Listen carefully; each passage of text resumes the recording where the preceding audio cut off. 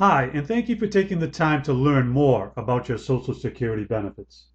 We're here to explain the customized analysis report and how you can use it to conclude on the best strategy for you to determine when is the optimum time for you to file for your Social Security benefits and maximize those benefits for you and your family. So let's get started. The first section is an introduction and quick review of the key factors that will influence your decision on when to file for your benefits. As you can see in the middle of the screen, these are the factors we've identified. Will you continue to work? What is your health status? How long do you expect to live? Are you married? And what other sources of income do you have? You should be familiar with these details from your review of the 70-page guidebook we did provide for you. If you have not read through that, please do so before you go on. It probably will make everything make much more sense. But let's move on now to the meat of the report and those basic principles we employed in the analyses we used to get you the information you need. As you can see in the middle of the screen again, those analyses we used are basically four in nature here. The simple break-even analysis, the Reinvest analysis, retirement spending analysis, and the spousal planning analysis. These four types will provide you with the valuable information that you need in putting together this information with your personal needs to help you make the decision on when is the best time to file for you and your family. So let's get into the meat of the report and talk a little bit more specifically about each of these analyses. I won't take a lot of time here. You could read through the simple explanation I made, but let's get into the examples where it's going to make much more sense.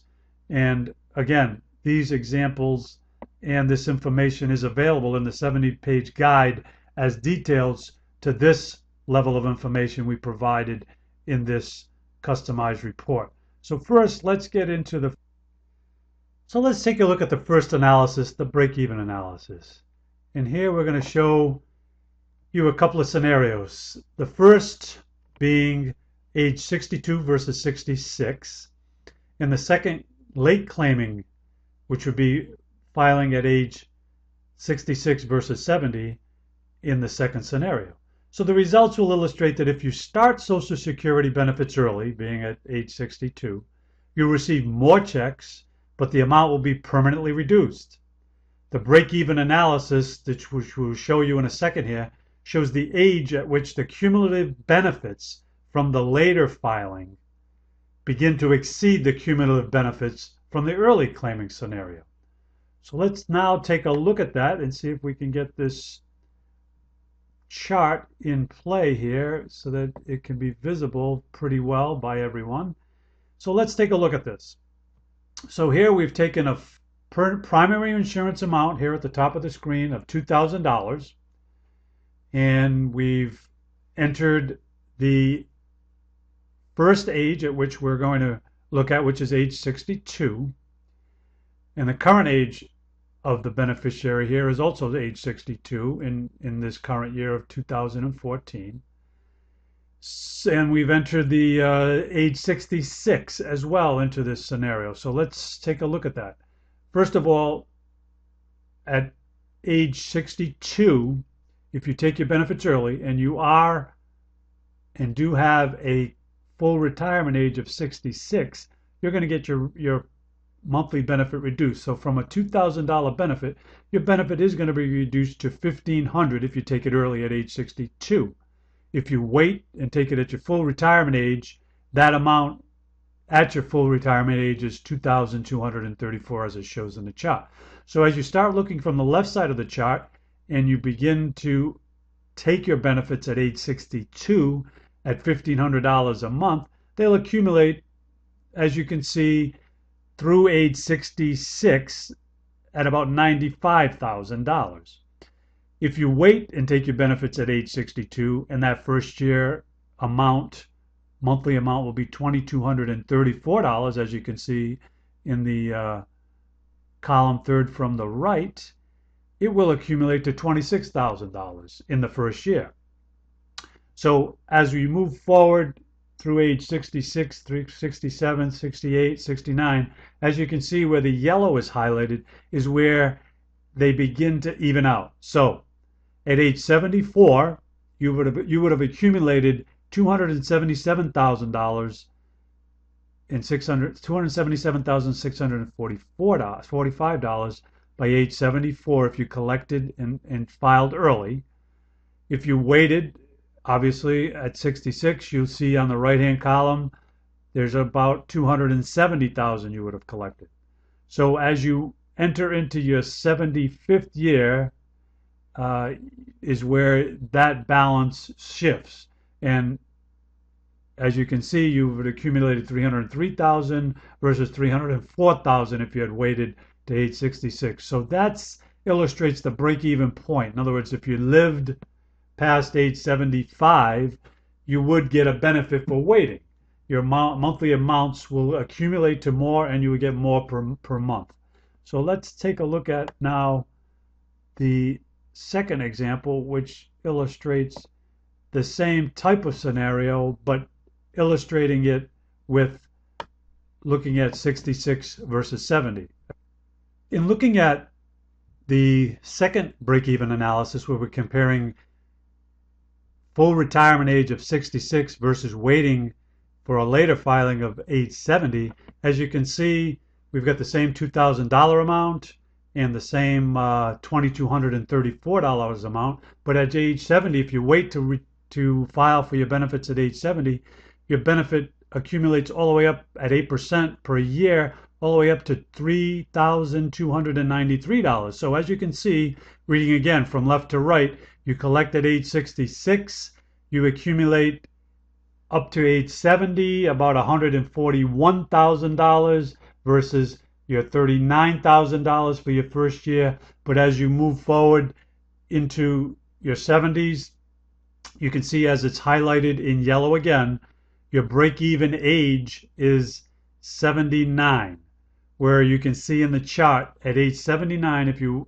accumulated your benefits early or at your full retirement age of 66, you would have accumulated 451,000 versus about 448,000 where that would have caught up by age 79. As you move into your 80th year, that filing late starts taking over, and as you can see, by the end of your 80th year, you would have accumulated over $500,000 versus about 491,000. So that's at the point there for you to make a decision if your health is good and all the other factors we talked about. There's where the break-even age is, at about 79 and 80, and that's the information you'll need in comparing to the first chart, which showed you the 62 versus 66, where the break-even age was about 74, 75. So these are the two scenarios that would typically be looked at for you to make a decision in moving forward. So let's now look at the next analysis we looked at, which is your reinvest analysis. So let's move down now to the reinvest section of this worksheet and talk a little bit about that. This analysis assumes that you do not need Social Security benefits to meet your living expenses and support your lifestyle. So the comparison tables we've created illustrate if you've decided that you will be reinvesting your Social Security benefits and not spending it, should you get those benefits early and invest immediately, or delay your filing to let the benefits grow first. Based on the investment return assumptions presented, the tables illustrate the yearly cumulative totals and that crossover age, or that break-even age, at which delaying benefits produces the highest yield. So let's go down now to the table we've created for you and take a look at it. As you can see, we've got the same assumptions of the $2,000 early of age 62 of taking benefits, which reduces your benefit to $1,500 in that first year as it did in the break-even tables above, and the same $2,234 if you claim and file for your benefits at your full retirement age of 66. So again, working left to right, you can see at age 62, your accumulation, you begin to collect and reinvest at the 4% return. We've used a 4% return here as the investment rate of return as a conservative amount. If you believe you could get a higher amount, we would put a higher amount in here. But again, 4% in this day and age is probably pretty good, considering everything in the financial market volatility.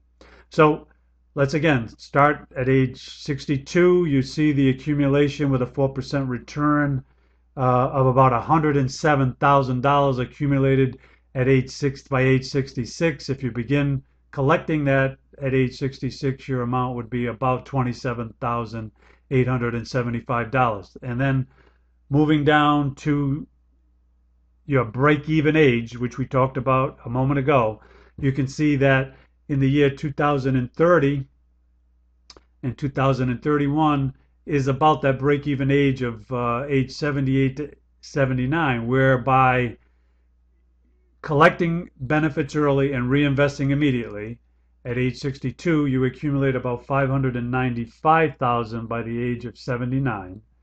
If you had just waited to age 66 and just let Uncle Sam do the accumulation for you until you turned age 66 and then pulled the money out at age 66, then you could see that you would have accumulated by age 79 about $603,000 with the same assumptions. So in this case, if you assume that you are going to attain the age of 79, it would be to your benefit to just wait till age 66 to pull that retirement, pull that information out, pull that benefits out at age 60.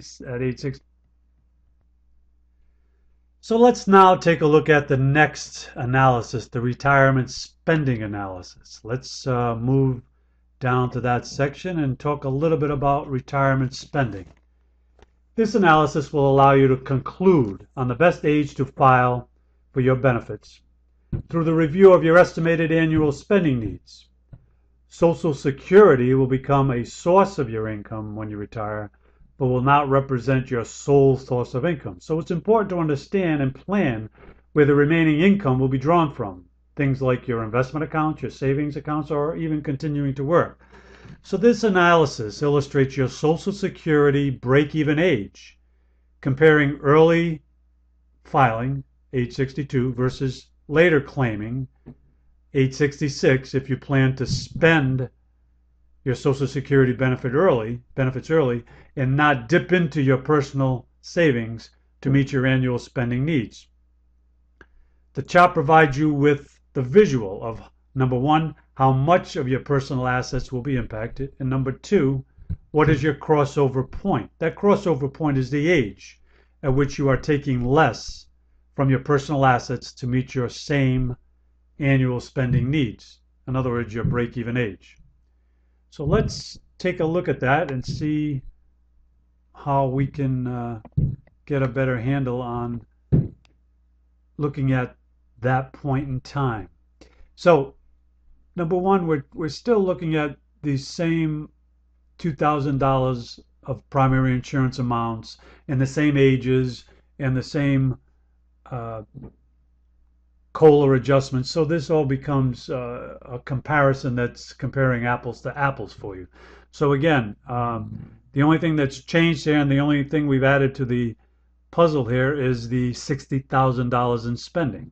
So again, let's look from left to right, and you can see that the column that we have added, a couple of columns, the column that we did add is the $60,000 in spending to your benefit, Social Security benefit drawdown, which again, in this case at age 62, you'll be accumulating $1,500 a month, or a total of $18,000 a year. So the $60,000 spending requirement that we have here as an illustration minus the $18,000 that you'll be getting from Social Security means you're going to have to draw down from another source about $42,000 in that first year. We've accumulated that going forward in the next column and added the COLA adjustments to each of these columns so that you can see as you progress down to age 74, you'll see your spending needs. In the same way, we've delayed on the right-hand column your benefit to claiming that at age 66, where that amount will be $26,803 in the first year, age 66. However, you still have that same $60,000 initial spending requirement, which again has to come all from your personal resources. So that starts accumulating down. Obviously, drawing down from your personal assets more because in relationship to your early filing on the left. So as we work both of these sides of the columns down, you can see in the highlighted yellow area again, by age 74, you would have accumulated a drawdown of about $647,839 from your personal assets and about $655,000 if you had waited to age 66. So again, age 75 here is the break-even age we talked about. Here at age 75, you would have pulled $707,979 on the left-hand side here from your personal assets if you had claimed early at age 62. However, you would have only have claimed $706,000 drawdown from your personal assets if you had claimed at age 66 your assets. So again, your break-even age is 75. If you feel you're going to live beyond age 75, then it would behoove you to wait, based on this chart, to claim till age 66 your benefits and draw down early on your personal assets. So that's another comparison that we can use in our analysis for you. And now let's move on to the next, which is really the most complicated spousal analysis, because obviously two people's work earnings are in play, two people's lives are in play, two people's drawdown of assets are in play. So there are a lot of things to consider. But again, let's move down to that section and we'll start talking about the spousal planning analysis. Okay, let's move forward with the spousal planning section and discuss the strategies of file and suspend, and along with the spousal benefit. Here we have the 4 scenarios that we'll discuss and illustrate to provide the comparisons needed for you to make a decision on choosing what's the best as a couple, what's the best strategy. Here we've laid out scenario 1 and 2, which basically are very close to the scenarios, the break-even scenarios we've already talked about. In this case, they're just both combined on the same worksheet. Scenario 1, waiting till you're full, till age 70 to let your benefits accumulate. And scenario 2 is both husband and wife collecting early at age 62. Scenario 3 and 4 are a little more complex, and they involve the file and suspend and the spousal benefit. In the case of scenario 3, we have Bob filing with the spousal benefit, and in scenario 4, Mary files for the spousal benefit. And we'll show you the details in the. So as you can see, based on scenario 1 and scenario 2, which are very much the same as the break-even analysis we've already reviewed, waiting till age 70 definitely has its benefit over the long run for you and your spouse. Reaching age 90, it's nearly $500,000 more than you would if you had filed early for your return. Scenario 3 and 4 are very close in the benefits that are accumulated over the lifetime of both spouses. And in this case, as we stated, scenario 3 is Bob filing for the spousal benefit, and scenario 4, Mary is filing for that spousal benefit. So now let's take a look and go down to the details to take a closer look at the details here. Scenario 1, as we stated, You can review this at a later time. It's very similar to the break-evens analysis that we've done on this video already, both 1 and 2 scenarios. So let's move out, find our way down to scenario 3, and we'll discuss that a little bit. Here, scenario 3 discusses Bob filing for his maximum benefit at age 70, and Mary files for her benefit at age 66. When Mary files for her benefit at age 66, Bob files for his restricted application, which is just like a file and suspend for his spousal benefit.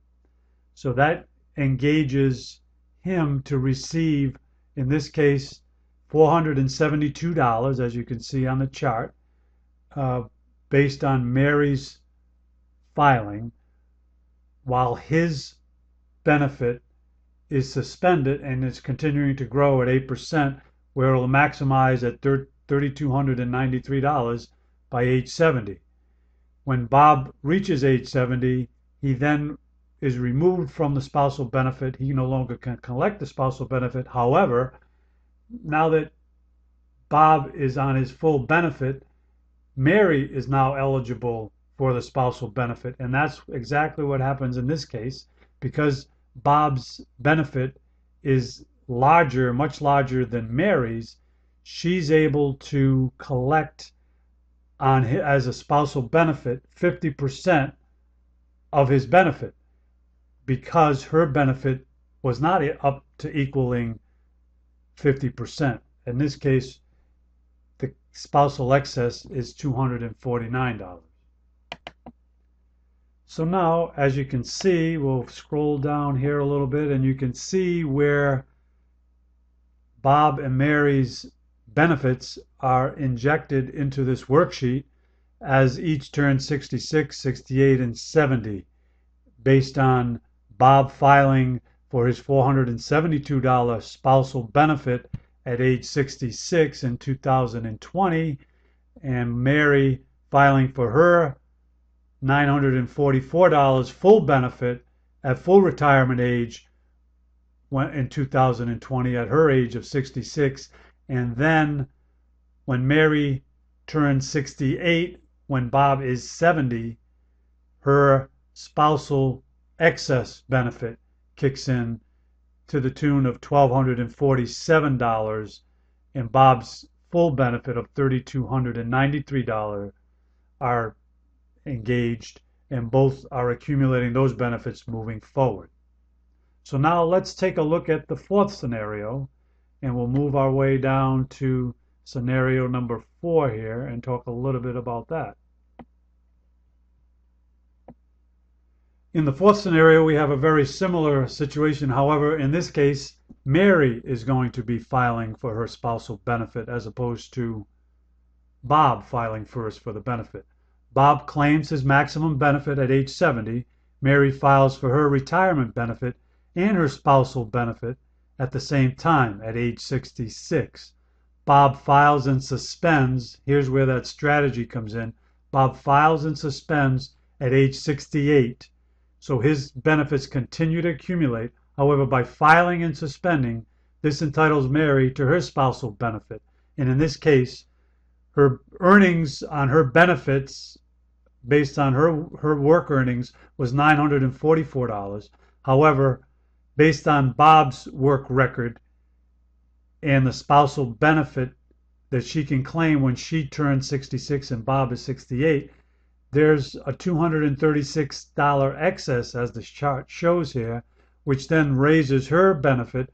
Instead of just on her record of $944, she's able to collect $1,180 on her benefit.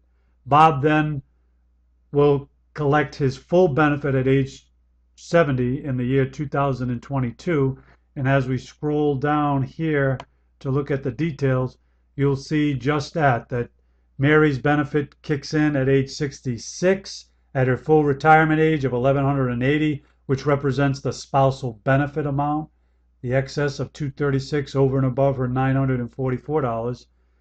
And Bob at age 70 claims his full benefit of $3,293. So that wraps up the Spousal Planning Review, and we urge you to take a closer look at your own personalized, customized Social Security analysis, and give us a call with any questions you might have, and we'd be happy to answer those questions. Again, this information is for informational purposes only. Again, the purpose of this report is to educate and give general guidance to help craft a personalized approach to taking Social Security. Although the calculators used in these analyses illustrate an optimal claiming scenario of one of the ones considered, the use of different assumptions, particularly life expectancy, could change the outcome. It is therefore important for you to consider all your options and strategies and make an informed decision to the optimal time to file for your Social Security benefits.